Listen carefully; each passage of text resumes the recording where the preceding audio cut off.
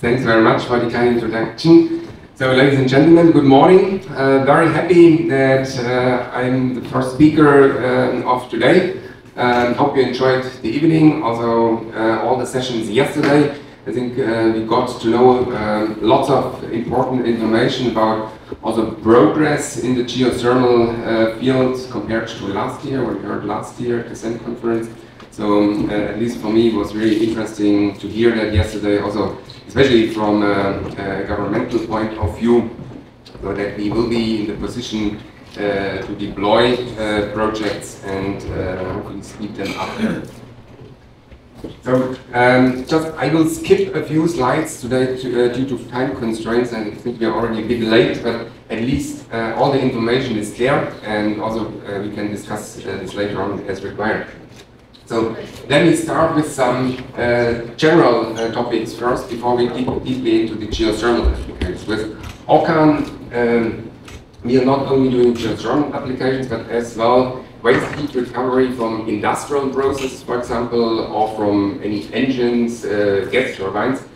And I just want to share some numbers. So there are 750 million tons of carbon dioxide which could be saved if waste heat globally would be recovered. And it is, of course, really a big issue that it is simply fed into the atmosphere, and basically nobody takes care on that. And another application, the lower part, just in the cement industry alone globally, about 67 terawatt hours per year of electricity could be saved, provided the waste heat would be utilized. And with our solutions, we always aim to save money and costs for our clients. Then we want to reduce carbon emissions by not burning carbon fuels, and also we want to increase the efficiency of any process. Let me briefly check. It's distracting, sorry. Let me briefly explain how our systems generally work. So we provide a small-scale ORC system, currently up to 200 kilowatt per module. And let me just explain here. So everything starts with hot water. So we get hot water from any source, be it geothermal, be it industrial, and ideally in the range of up to 150 degrees Celsius. And with that, we feed an evaporator, and organic fluid in the evaporator will be evaporated, and that will drive an expander. In our case, it is a twin-screw turbo expander, and that expander is directly connected with the alternator. And of course, we are aiming to produce electricity, and that is what you can see: electricity out, respectively in, because during the startup phase, of course, we need for a short period of time some electricity from an external source to backstart.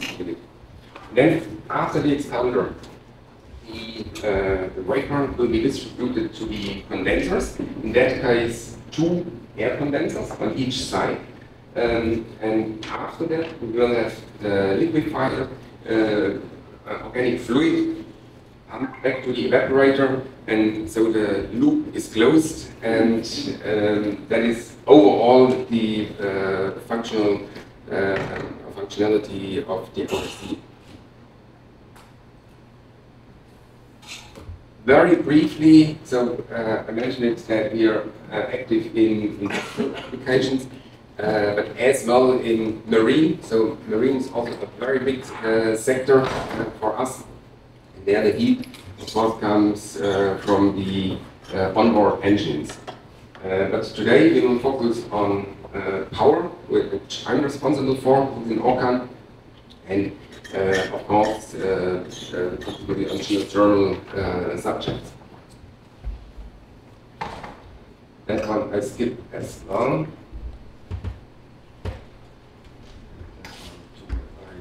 No.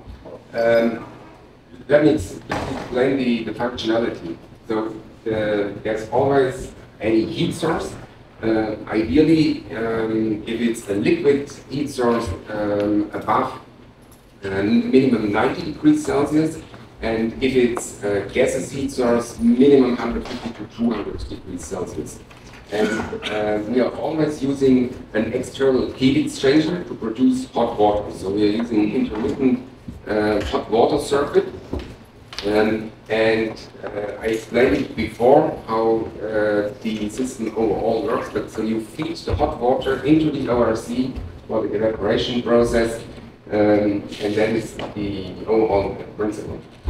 Important to know, so I mentioned it before, that each unit currently provides up to 200 kilowatts, but it's not the limit. You can use multiple units, as illustrated here in the lower part. So a typical geothermal project for us is starting usually in the range of 1 megawatt. So you do need typically 6 units, because especially in tropical conditions you cannot achieve 200 kilowatts due to some derating. And but again, there's also no limits. The biggest projects that come to that later in geothermal are in the range of 5 or even 10 megawatts, so there are no limits as long as space is available. Here, that is an example for 6 units. You can see here 1, 2, 3, 4, 5, 6 of the ORC units, each of course connected with the hot water circuit. In that case, it's in a cement plant, and I show you here. Underneath that pipe, a big heat exchanger is installed at the kiln of the cement plant, and there we will harvest the energy from the exhaust gas, produce the hot water, which is sent here to this hot water circuit, and instead we can run all these units. It's now in operation already since 2 years, works very well. It's just one application besides geothermal. Also for time reasons, I will skip the engine slide, but the functionality overall is the same. But on that slide, I think there is a really important project here in Asia.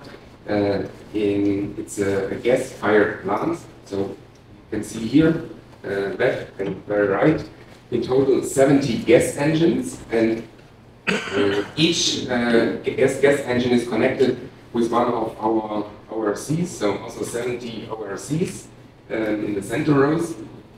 And these ORCs produce about 5 megawatt in total, so which adds about 5% to the roughly 100 megawatt of the entire plant from the gas engines.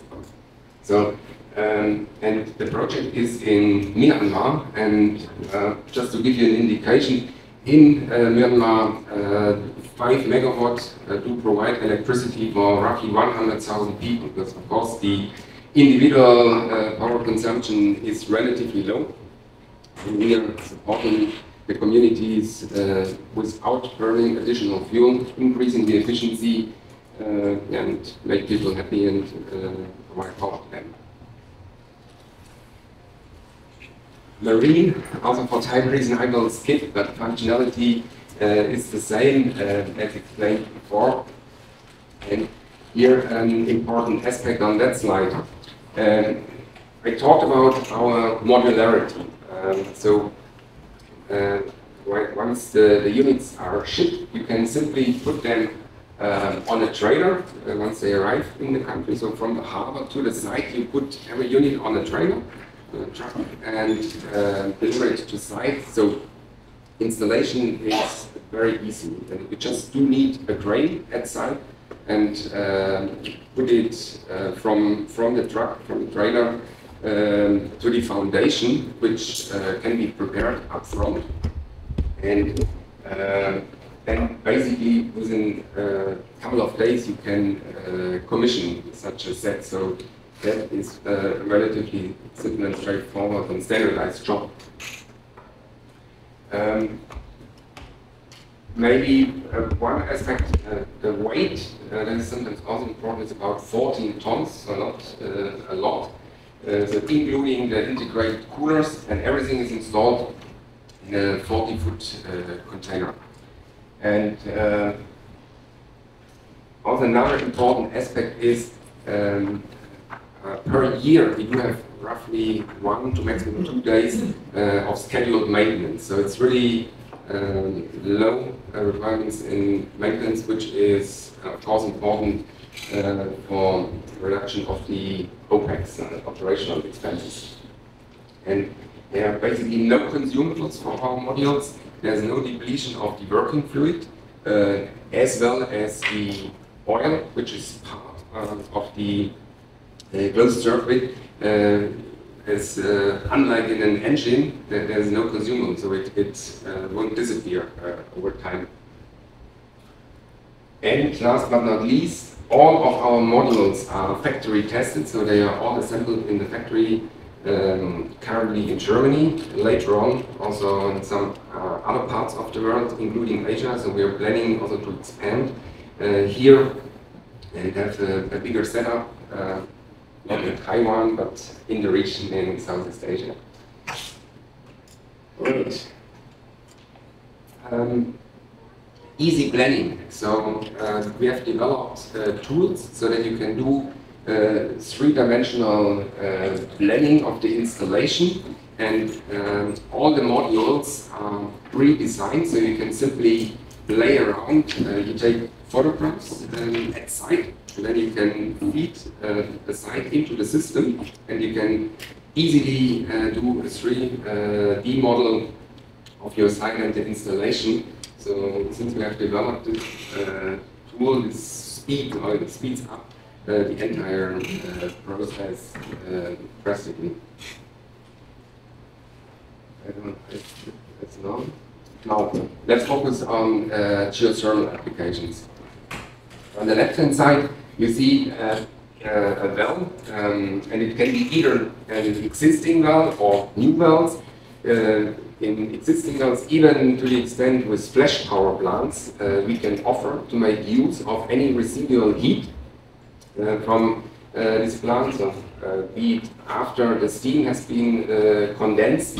So there is still enough heat available for our systems, because we do have so-called low enthalpy systems and can work with lower temperatures compared to traditional flash power plant. And then the same thing here, in the center you see the heat exchanger, and like explained before, also in geothermal applications, we always use an intermediate heat exchanger. So what we will do is to separate the brine, and especially here in Taiwan, we all know it can be very aggressive, so we want to keep this out from the evaporators in our systems in order to avoid any damages there. And on the right-hand side, it just illustrates you can use multiple units. So starting from one, you will see some references immediately. That is the smallest geothermal plant we have done, up to currently 60 in one single project. Yeah. And there's just a list of all the orders we received in geothermal applications. So our first one was together with E.ON, a big utility company in Germany, with 6 modules, and it has been commissioned in 2021, and since then it's in operation with no major problems so far. Then in US, with Chevron and Baseload together, we have executed one project. You might ask why geothermal for oil and gas company, but I can tell you, when we also heard that yesterday, many oil and gas companies are looking into geothermal applications nowadays in order to reduce their carbon footprint. And So far it is a demonstrator plant with 1 unit only, but hopefully more to come in the future. Then, although I will not go through the entire list, I think you can see that, but just to highlight some more, in Taiwan we have received 2 orders. The customer right now doesn't want to be disclosed, but commissioning is planned in the second half of this year for both projects. So then, hopefully next year we can show you real photographs from the site and the installation. Then in Philippines, that is currently the biggest project or order we received with total 60 units. That is for 10 megawatt net electricity, and it is with together with a small project developer. So we have just received the order very recently, and we now start executing the project. And, all right, and then on the lower part, I think that is also unique to us. Delivery time can be really fast, and on the left-hand side, starting with the heat evaluation, high-level business cases, so we assume maybe up to 20 weeks or so until we get an order. That would be a typical time frame. But we need to do all the preparational work and so on. And then from the order, after about 16 weeks, can be a bit more, can be a bit less, depending on the requirements to the units. We can do the factory acceptance test, and then we will ship the units, install them, do the site acceptance test, and then after about 32 weeks, we can do the handover. That is relevant for about 1 megawatt, 6 units. Of course, I want to be frank here, for 60 units we can't do it that fast, but then we can always ship in batches, so, and a typical batch is always 1 megawatt, so 6 units. So that is just the reference site I was talking about together with E.ON in Germany, so 6 units. Producing, in that case, 640 kilowatt electrical net only. The reason for that is in Germany temperatures are comparatively low, so we reach about 120, 123 degrees brine temperature, brine surface temperature, and that of course will also reduce the total output. So if you compare this with projects here in Taiwan, where we usually easily see temperatures above 160, or in our case, in the applications we are active in, 160 to maybe 200 degrees, that is a difference.